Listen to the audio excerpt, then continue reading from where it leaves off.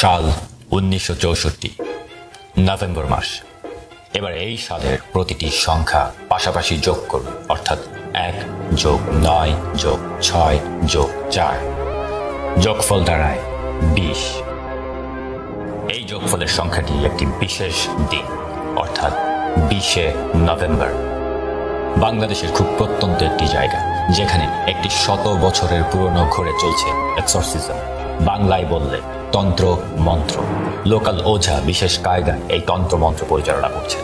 উদ্দেশ্য অতি ভয়ঙ্কর, দুষ্টু এবং অতৃপ্ত একজন প্রেতাত্মাকে নিজের জিম্মায় নিয়ে আসা, কারণ সেই ওঝার আছে ভয়ঙ্কর পরিকল্পনা। রাতভর চলল তন্ত্র মন্ত্রের খেলা। শেষ রাতে হঠাৎ করেই চারিদিকে ঠান্ডা শিশির বাতাস ঘরে ঢুকে পড়ল। দরজা জানালাগুলো বারবার খুলছে আর বন্ধ হচ্ছে। ওঝা বুঝতে পারল সেই প্রেতাত্মা পৃথিবীতে চলে এসেছে বাংলাদেশে একটি শিশুর রূপ ধরে। আর এর কিছু বছর পর থেকেই বাংলাদেশে শুরু হলো ভয়ঙ্কর সব ঘটনা। ১৯৭৯ সালে বাংলাদেশের ২৯টি জেলার ১৯৬৪টি মসজিদ থেকে হাজার হাজার জুতো চুরি হয়ে গেল একসাথে, কিন্তু সবার চোখের অগোচরে। সে সময় ফেসবুক আর ইউটিউব না থাকার কারণে কেউ অনুধাবনও করতে পারল না পুরো দেশেই এই চুরি হয়েছে। কিন্তু কিভাবে? ১৯৮০ সালে বাংলাদেশের একটি গ্রামের সকল কাঁঠাল গাছের পাতা এক রাতেই গায়েব হয়ে গেল।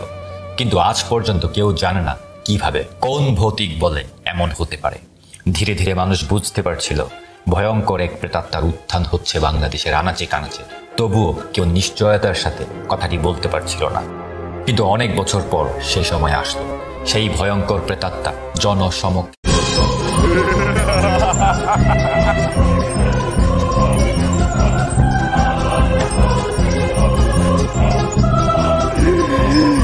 ফল খায় না, ফুল খায় না, খায় না মূল কাণ্ড, খায় একটু গাছের পাতা, তাই নিয়ে এত কাণ্ড। হরি বল, হরি রাম রাম রাম। প্রেতাত্মা জনসমক্ষে উদয় হলো। আর সে সময় তার হাতে কি ছিল জানেন?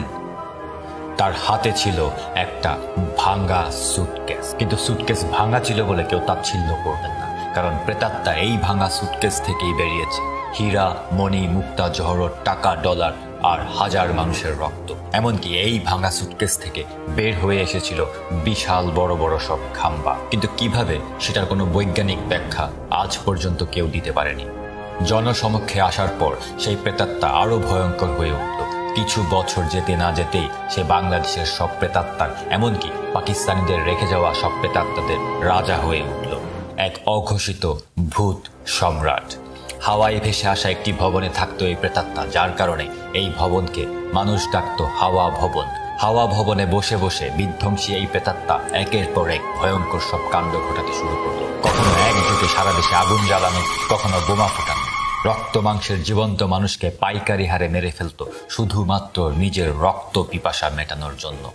প্রচণ্ড ক্ষমতার অধিকারী হয়ে একসময় শুধুমাত্র প্রেতাত্মাদের না, পুরো দেশের রাজা বনে গেল, আর বাকি সবাই তার চাকর। তার অদৃশ্য আঙ্গুলের ইশারায় হতো ভৌতিক সব ব্যাপার। চোখের পলকেই খালি হয়ে যেত বাংলাদেশের ব্যাংক, রিজার্ভের টাকা, মসজিদের দান বাক্স, এতিমের সাহায্য বা গরিবের ভাত। মারাত্মক ক্ষমতার অধিকারী এই প্রেতাত্মার সবকিছু থাকলেও কোনোভাবেই চুরির অভ্যাস পরিত্যাগ করতে পারছিল না। সামনে যা পেত তাই গায়েব করে দিত চোখের পলকে, হোক সেটা কারো মানিব্যাগ বা আস্ত একটা খাম্বা বা বৈদ্যুতিক পোল। চুরির বদভ্যাসে নতুনত্ব আনতে এক সময় শুরু করে দিল ভোট চুরি, আর এরপর নিজেদের চাকর প্রেতাত্মাদের মূল্যবান জিনিসপত্র আর নগদ টাকাও চুরি করতে শুরু করলো। কোনোভাবেই তার চুরি থামছিল না, নিয়ন্ত্রণের বাইরে চলে গিয়েছিল সবকিছু। প্রেতাত্মার দুই কাঁধে গজিয়েছিল পাখা। কিন্তু কথায় আছে, পিপিলিকার পাখা গজায় মরিবার তরে, আর প্রেতাত্মার পাখা গজায় কোমর ভাঙার আগে। প্রেতাত্মা যতই ভয়ঙ্কর হোক না কেন, সবার উপরে মানুষ সত্য, তাহার উপরে নাই। পুরো বাংলাদেশের মানুষ ত্যক্ত, বিরক্ত আর অতিষ্ঠ হয়ে সেই প্রেতাত্মাকে বধ করে খাঁচায় ভরে ফেলল একদিন। ভালো মতো প্যাকেট করে কার্টনে ভরে উড়াল যান দিয়ে পাঠিয়ে দিল বিলেতে। সে সময় বিলেতের বড় চিড়িয়াখানায় প্রেতাত্মাদের খাঁচাটা ছিল খালি। বিলেত সেই সুযোগটা লুফে নিল, সেই প্রেতাত্মাকে চিড়িয়াখানায় ভরে দিল। লক্ষ লক্ষ মানুষ ভিড় করলো সেই প্রেতাত্মাকে একটিবার দেখতে। কিন্তু বাংলাদেশে আরো একবার নতুন সূর্য উদয় হলো।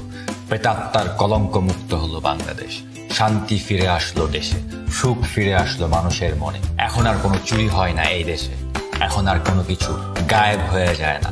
খাম্বাতে থাকে বিদ্যুতের লাইন, এতিমের টাকা এতিমের কাছেই থাকে। শুধু মাঝে মাঝে সেই প্রেতাত্মা কিছু রেখে যাওয়া চাকর প্রেতাত্মারা নানা মসজিদে জুতো চুরি করে, এছাড়া আর তেমন কোনো অঘটনই নেই। আর বাংলাদেশের মানুষ এখন অনেক সচ্ছল হবার কারণে এক জোড়া জুতো চুরি হয়ে গেলে তা নিয়ে ফেসবুকে স্ট্যাটাস দেওয়া ছাড়া তেমন একটা মাথা ঘামায় না। সত্য ঘটনা অবলম্বনে আমার এই অ্যানালজিক্যাল গল্প এখানে শেষ হচ্ছে, কিন্তু জানেন কি গল্পের শুরুতে সেই ওঝা কে ছিল যেই এই প্রেতাত্মাকে বাংলাদেশে এনেছিল? দেলোয়ার হোসেন সাইদি নাকি জিয়াউর রহমান?